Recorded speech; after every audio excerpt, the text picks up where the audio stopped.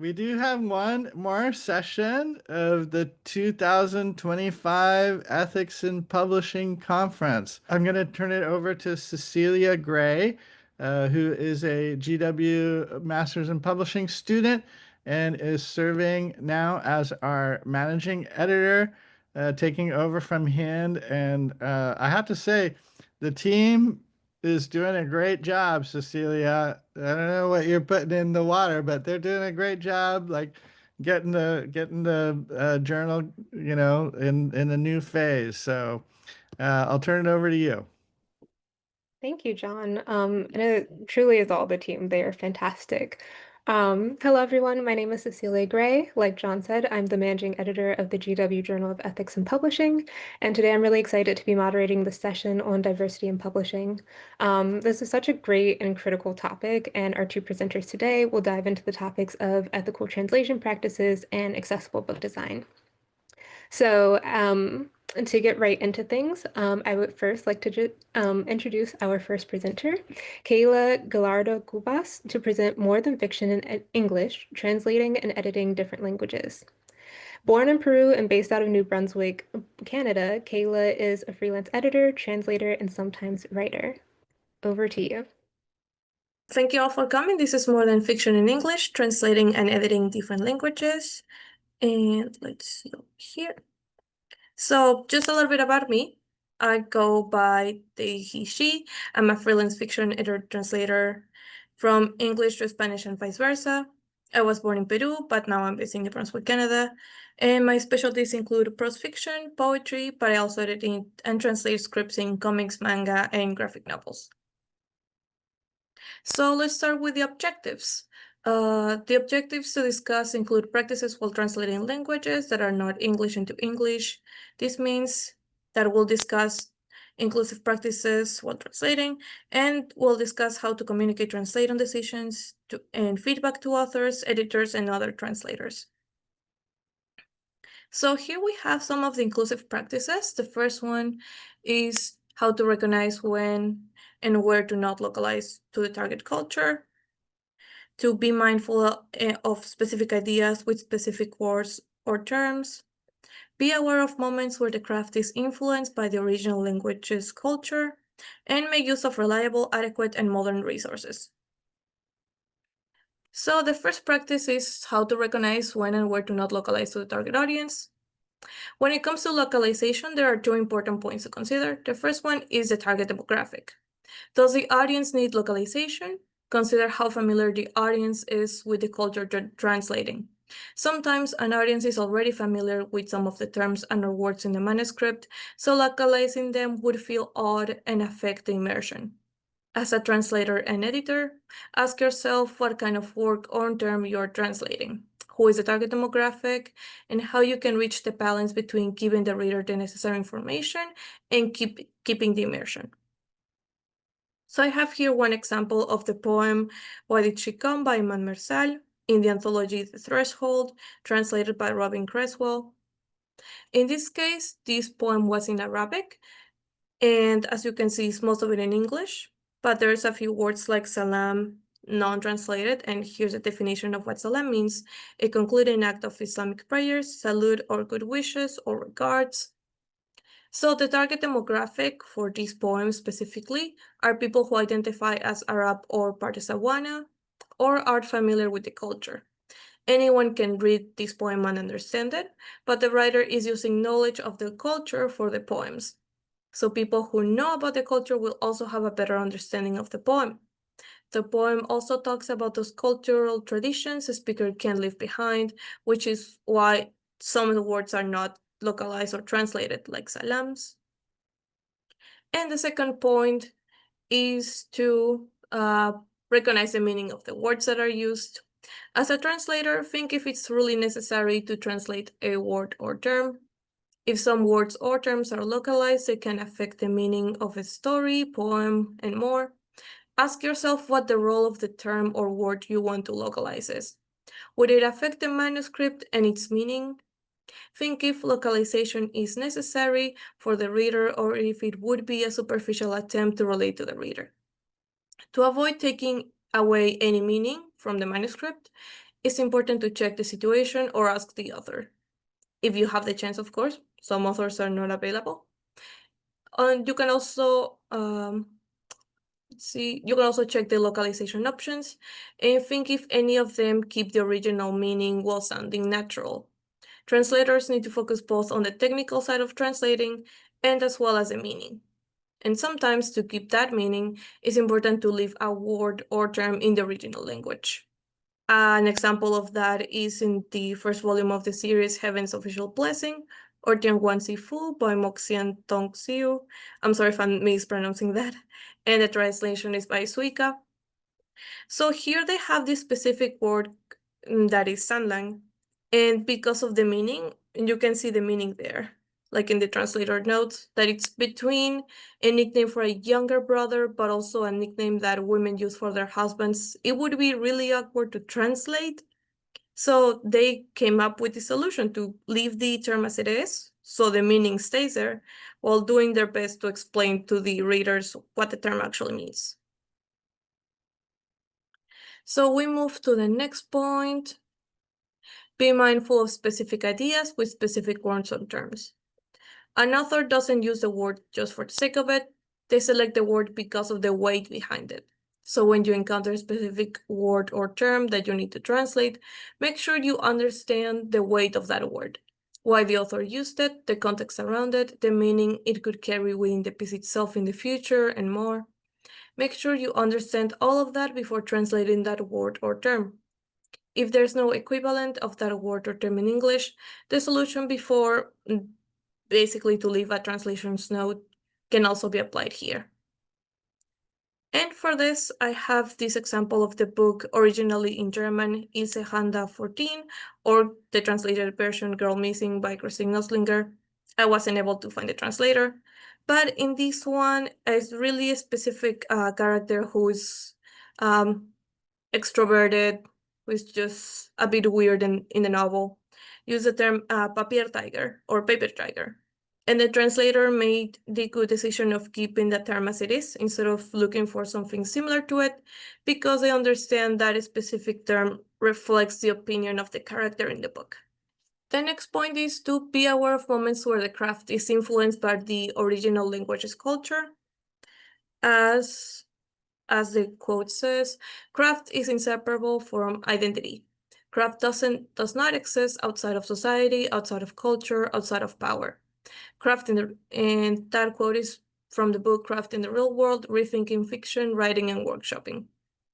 And that quote is translated because when translators or editors work with international authors, there may be some conflict about the craft. Some discussions about the amount of the description in a book, the narrator, the style, etc.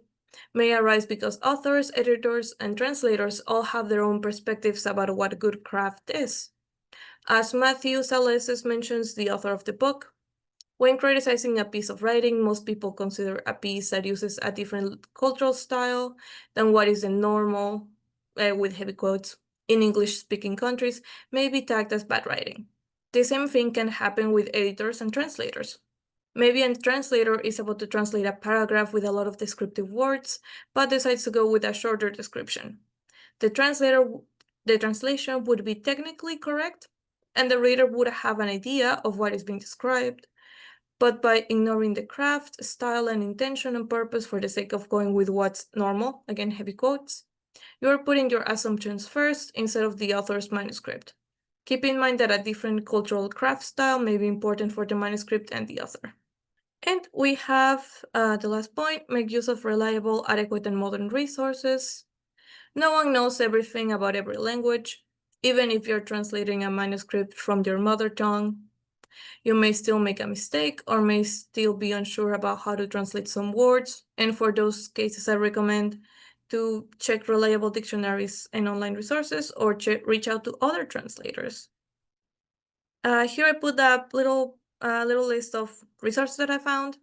Before using an online resource, check how reliable they are with simple words and phrases, and check out with other translators as well if they have used it before. And here's a list of suggestions from some colleagues that they lent me. And speaking of other translators, it's always good to reach out. Before using other translators will always be happy to help. Here's a list of translators who were kind and shared their resources with me and would love to take on some new projects or just to talk about translation. I have some in Urdu English, German, Spanish, French, and also this is a foreign database for editors and translators if anyone is interested. And just a last point, how to communicate translation decisions and feedback to authors. So, just to keep a good relationship between the client and a translator, take into account their experience with the language in question. Maybe they're not making mistakes just because they're respectful. Maybe they just really don't have a lot of experience. Make sure you're both in the same page when it comes to meaning, culture, etc. This way, any discussions about localization will be easier. Be open about all the non-direct translations you had to make due to grammar, vocabulary, and more. And the most important one, be patient and be open-minded. And now, if anyone has any questions, I'll be happy to answer those. And you can always contact me to talk about translation or other things. I'll always be happy if anyone reaches out. Thank you. Thank you for that. That was fantastic. We will be doing a Q&A session at the end of both presentations, so please, right now, put all of your questions in the Q&A section, and we will hope to get to as many as possible. Thank you so much for that presentation. I just worked on my first translation project as an English copy editor, and it was a really interesting experience working with the translator and the author, and so I'm excited that I got to see a little bit more on the translator side of things. But next, I would like to welcome Aurora Miner to present Considering Accessible Text Formatting and Layout Design in Children's Publishing. Aurora is a recent graduate of Portland State University's Master's in Book Publishing program, where she discovered her passion for visual functionality in publishing. First, congratulations, Aurora, on your recent graduation, and please take it away. I'm excited for this presentation. Okay, I'll start with video, but I can adjust that if needed. Hi, everybody. Welcome to the last presentation. You made it through the whole conference. Hi, I'm Aurora Miner. Everyone calls me Rory, and this is Considering Accessible Text Formatting and Layout Design in Print Format Children's Publishing. To get started, okay, a little bit about me. So I just completed a master's in book publishing from Portland State University this past June. I don't have that program linked in these slides, but it is linked and in more detail on my website if you're curious. It's a fantastic program. Part of our graduation requirements included a final research paper. That was our program's equivalent of a thesis on a publishing topic of our choosing. So I chose to research accessibility in print children's publishing. So this presentation is translated from my paper, just turned into slides, and it will just kind of introduce my research as an invitation to this important topic. To summarize, this project combines research on accessible text formatting and layout design for children's publishing with multiple case studies to exemplify accessible title text formatting and layout simplicity for intentional accessible children's book design. So as the inspiration for this research, when I was in grad school, I worked as the format editor for the graduate school, reading theses and dissertations for adherence to the university formatting requirements. It was a lot of checking page numbers and margins and not very glamorous, but that in combination with my publishing coursework prompted me to take an interest in formatting. And then compared to other categories of publishing, the design process for children's books is really unique because it must accommodate visual aids or different stylistic choices, as well as a lower word count. And there's not the standardization the same way there are for adult trade books. And so factors such as font size, line spacing, or text placement all vary book to book. Notably, these same factors of font size, line spacing, text placement, etc., are also taken into consideration when designing for accessibility. So this overlap is what sparked my curiosity into researching text formatting and layout design in these contexts. So why children's publishing? I was first inspired by a children's book I saw once that was atypically formatted. I didn't know it at the time, but that was actually dyslexia friendly, but it visually really struck me. And children's books are actually a prime candidate for accessible design. as the category is inherently more flexible by nature of the content, like I just mentioned. And this category is also in a unique position of publishing, where the audience is still new to using the product. They are learning to read. So accessible accommodations are designed to aid reading. The target audience of children's books can all benefit from reading support because they are all learning to read. This is a core aspect of accessibility. Accommodations made are beneficial beyond the target audience. So for the purposes of my research, I had to narrow my focus. The first thing was focusing on print. There's a lot of recent accessibility efforts that are focused on digital mediums, which is fantastic. But I wanted to focus on print because a lot of young readers are still learning with print books as well. And then as for the children's part, while the efforts towards accessible adult titles are not to be dismissed, and there's a lot of that, I think it was just the other week that Bloomsbury announced some new accessible titles. I wanted to focus on children's books for how early intervention is crucial. And so those were the two defining factors in narrowing my research. And then given the time constraints of my research, I had to limit the scope to accommodations centered on dyslexia. And dyslexia-friendly accessibility efforts really echo the idea of benefiting a larger audience. So I thought that would be a good place to start. For this project, I definitely took a descriptive approach rather than a prescriptive approach. I focused on what is already happening in print format accessible publishing, featuring some current examples. The goal was to understand why certain formatting or design choices are made, what the motivations are behind these accommodations, what making something accessible actually looks like in this context. I do have some visuals later for that. That is all the start to then consider bridging the gap, though that is a more involved endeavor. So starting with early reader benefits, the project began by looking into what design choices aid reading comprehension in young readers in general. So some of what came up includes how overcrowding is distracting, how a simple layout is ideal. You want to spread out the text and illustrations and to utilize negative space, and create a visual hierarchy and use clear and easy fonts. And just a reminder, that's for just early readers and young readers in general. That's not any specific accommodations. However, all those elements mentioned are similar to accommodations made with an accessible mindset. So this overlap in adjusted formatting really makes clear the benefits beyond the intended audience for accommodations. You cannot talk about dyslexia-friendly books without addressing dyslexia-specific fonts. Some of you may be familiar with ones such as Dyslexia or Easy Reading. This was kind of a real turning point in my research because what I found in comparing multiple studies is that these dyslexia-friendly fonts are not what make the difference. It's the spacing that is featured in these fonts.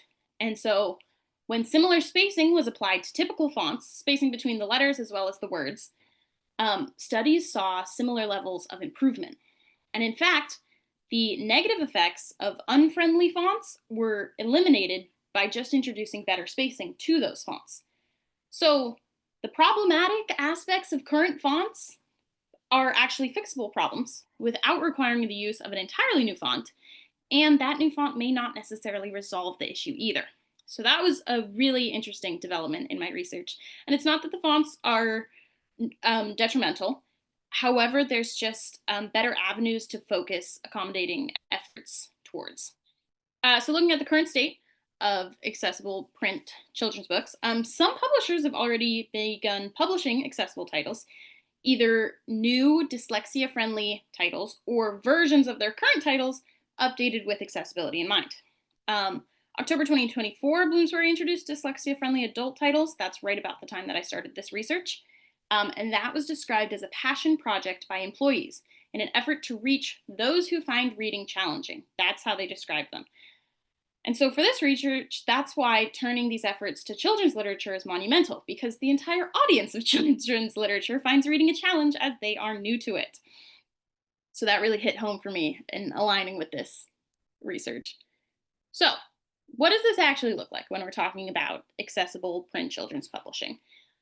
Here's a table, which I actually learned in one of the presentations yesterday. Thank you, Angel, that tables like this are not the most accessible formatting, so I know that for the future now. But for fonts, accessibility may look like larger font sizes, sans serif font choices, specific spacing between the letters to ensure each individual letter stands out, as well as a similar process for not just individual letters, but entire words, and a preference for bolding over italics or underlining. You'll notice I tried to include that. In this presentation, there's some bolding, but there's not a lot of underlining or italics. Line spacing, that translates to extra negative space between lines, as well as around headings and between paragraphs, which I found interesting. Even spacing between the words is ideal, as well as using white space to group related content and to remove clutter near text. Additionally, text formatting can include color contrast of the text and its background. Single color backgrounds are recommended, avoiding patterns or distracting surroundings, as well as sufficient contrast levels between background and text. In essence, with all of these, we're really just trying to avoid overcrowding. That's the common theme. So for my research, I looked at a few case studies. The case studies included are distinctly individual in representing accessible accommodations efforts. They vary in location, size, and specialization, and these publishers together provide a noteworthy demonstration of what accessibility can look like in print format children's publishing. However, these case studies were also selected because they are some of the few examples available. These outliers demonstrate the lack of accessible print format children's publishing. They signify the skewed efforts towards accessibility, as evidence is found only in these smaller or specialized entities taking it upon themselves. So our first case study is Barrington Stoke. They're an imprint of the UK publisher Collins. They have a line of specifically dyslexia-friendly fiction titles with a unique dyslexia-friendly font, accessible layouts and spacing to avoid overcrowding. And there's some images to show what the pages actually look like.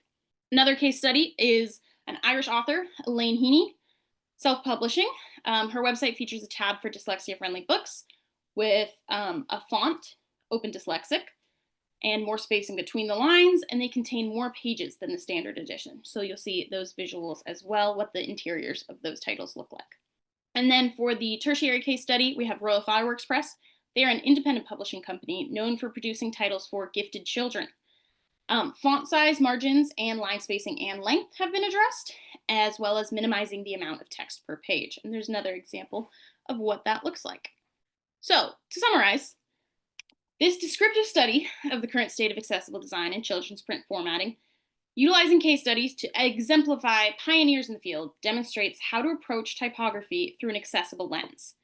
The choice to focus on children's print formatting was twofold. In an increasingly digital landscape, accessible print design is not as prevalent. Accessibility at the early stages of development is crucial. Children's books have a built-in potential for an inherently flexible design and benefits for a wider audience beyond the target audience. This research is only an introduction to accessible typography in children's print formatting. There's a lot I didn't get to cover, just given the constraints of this research. And so future research would involve expanding to consider paper color as well as trim size and limitations and feasibility with aspects such as print and production. So consider this an introduction and an invitation to accessible publishing. This project aimed not to enforce accessible standards, but to prompt consideration of them. By looking at how the elements of formatting and layout design are utilized to aid readers with print disabilities, that knowledge can be taken into consideration moving forward, with the potential for more widespread applications. As these elements are already taken into consideration at the stages in the design process, there is a built-in potential for another layer, considering these elements through an additional lens of accessibility. Someone mentioned yesterday about ethics already being in the infrastructure. I think this was on one of the peer review presentations, and it not being an added burden, but a natural extension. And I think that applies here as well.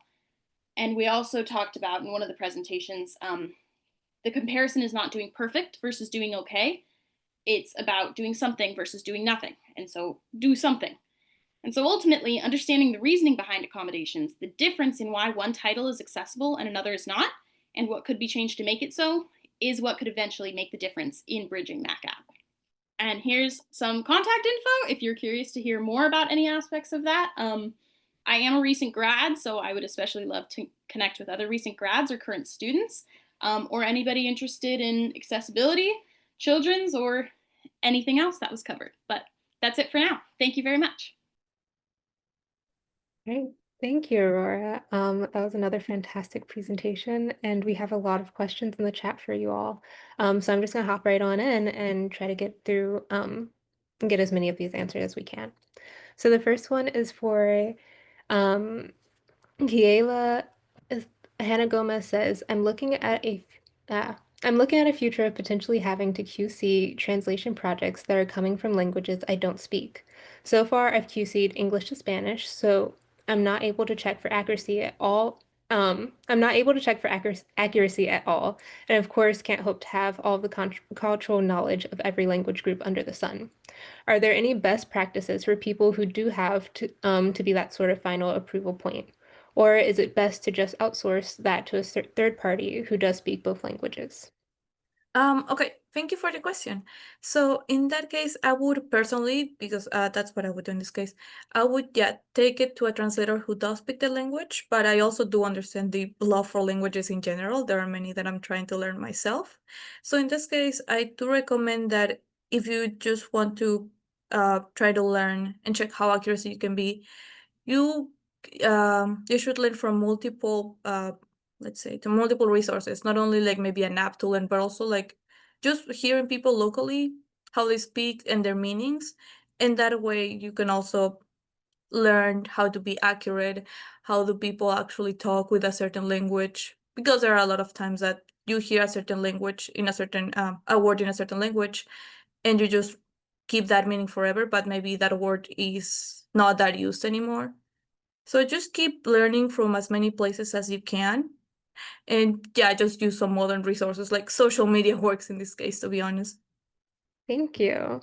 Um, we also have a question for Aurora. Rachel says, fascinating presentation, which I 100% agree.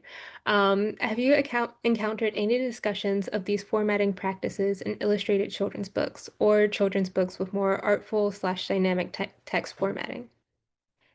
That's such a good question. That's definitely the kind of thing that made me curious about it because those are aspects that are relevant to so many children's books. I looked more at early reader or early chapter books, so not as heavy on the illustrations, because I think picture books are their own ball game. But that's something with like the beginning of chapters.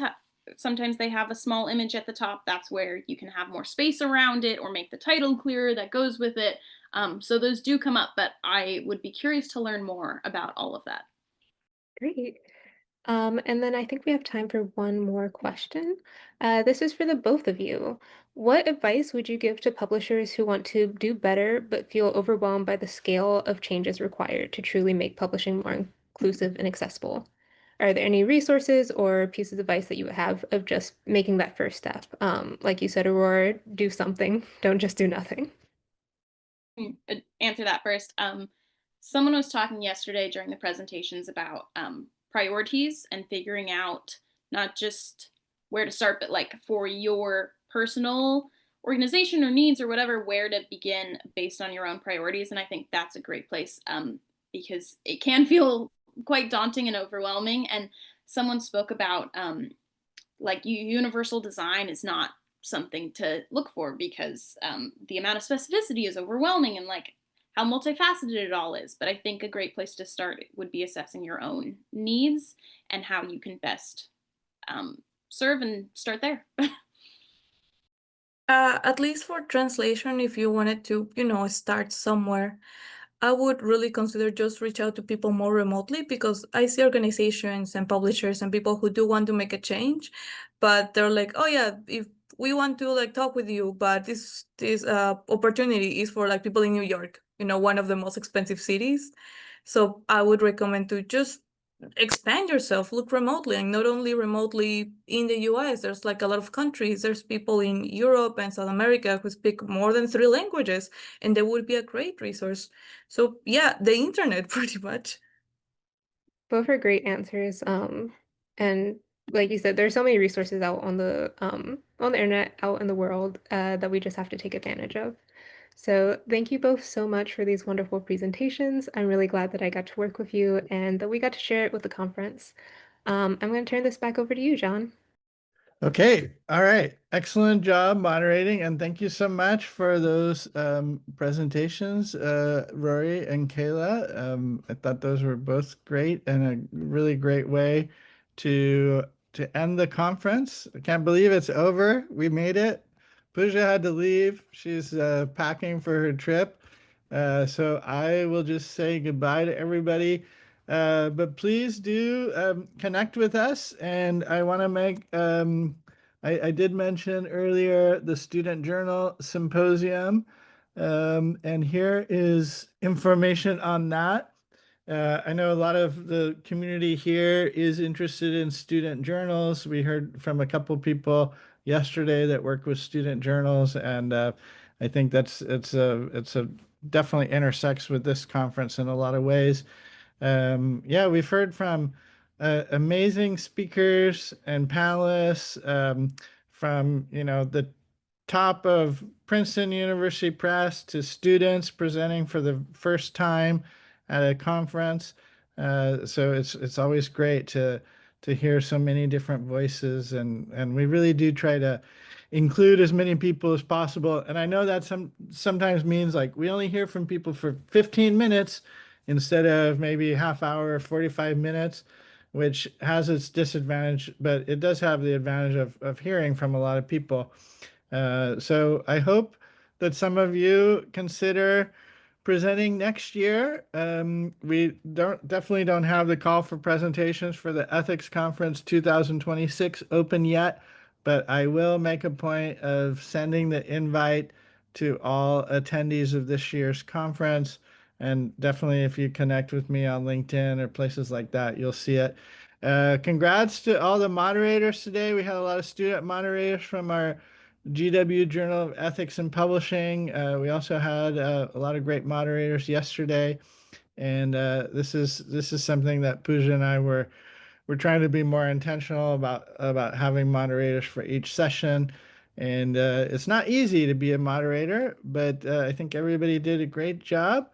So have a wonderful weekend, everyone. Next week, I'm heading down to the International Book Fair of Monterrey, Mexico, and I know a lot of people are heading to Frankfurt. There's always an amazing amount of conferences in this community, and I hope to see many of you in person or virtually soon. So thanks to all of our speakers, presenters, moderators, and organizers. Once again, I should thank Jessica Wilcox, who has done an amazing job coordinating and co-organizing this conference. Jess Highland, who has helped behind the scenes as well. She's with our College of Professional Studies. I want to thank again all the team in the College of Professional Studies for their support. And once again, Pooja, who can't hear me right now, but she knows that we appreciate her as well. So thanks, everybody.